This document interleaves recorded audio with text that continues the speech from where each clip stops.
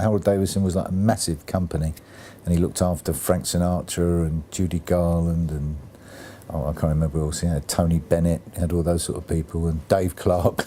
He had the Dave Clark Five. I'm trying to think, they had the Applejacks, the Mojos. I can't remember who else they had. Quite a few bands, and then I started off there, and that's really when I started to do quite well. I was a kid, and you know, I was prepared to learn, and you went out, and if you go on the road with a band, you kind of see what it's like from their point of view. It's easy sitting in an office sending them up and down the bloody motorway, but if you go out on the road with them, you suddenly realise, you know, it's not all fun, and it's not all, you know, especially in those days, you know, it wasn't suites in hotels. It was, you know, two of them sharing a room, and we were staying in bed and breakfast type places. You know, it wasn't that much fun, although we had a laugh. You know, it was just different times. Yep, Ilpay Island. Yeah, I went to Ilpay Island. I went to, listen, the Toby Jug Tolworth. Not many people have been there. The Black Prince at Bexley. I mean, I'm trying to think. The Blue Moon at Hayes. I do all those bloody places. Leighton Baths. The Crystal Palace Hotel. I can remember all these weird ones. I mean, there were hundreds of them. The Roundhouse at Dagenham. I mean, we did them all. Did them all. Mojo Club Sheffield, Peter Stringfellow, who now lives in the same block of flats as me. You know, and people would go, "Do you know Mr. Stringfellow?" I said, "Know him. I knew him when he was, you know, 40 odd years ago." Tuesday nights I used to go, and I had the Who on there, and then I can remember the Nice, which was a band that I was involved with at the very beginning, which was actually started off life as P.P. Arnold's backing band. And we went round and we found this band, and we found a keyboard player, which was Keith Emerson.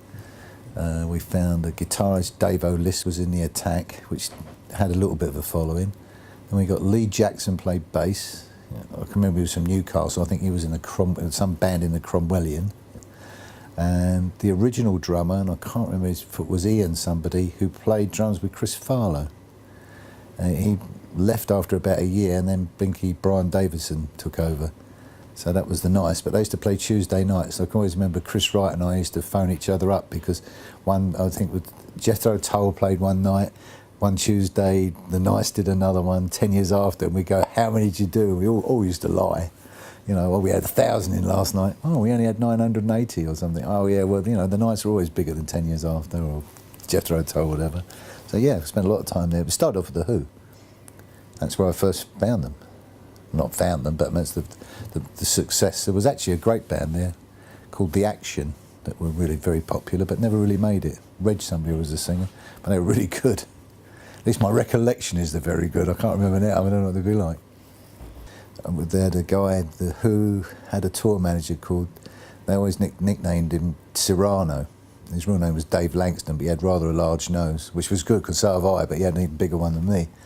And we played around in this hotel, and I think it was Si who came up with this idea of a hairspray and a lighter equals flamethrower.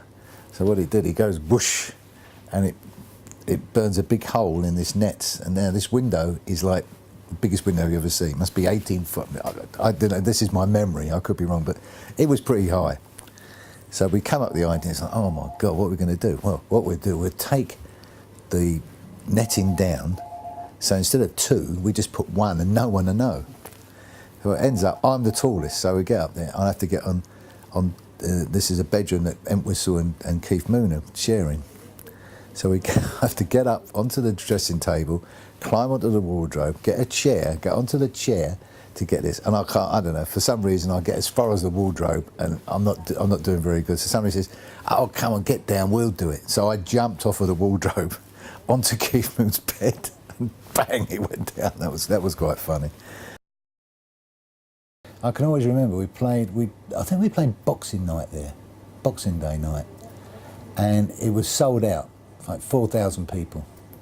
And we tried to get like a bottle of scotch for Jimi Hendrix, and they didn't come up with anything, and they made a fortune. I can't remember, we got 100 quid or something. I mean, it was booked well before he took off. And I always remember Chaz Chandler saying to me, "I'll never work for those people again." And they came back offering ridiculous amounts of money. He would never go back there. He said, "I'll never forgive him for that." You know, they didn't give him a bottle of scotch. Probably because he didn't drink scotch. I don't know, no idea, but I mean, they were a bit tired about it.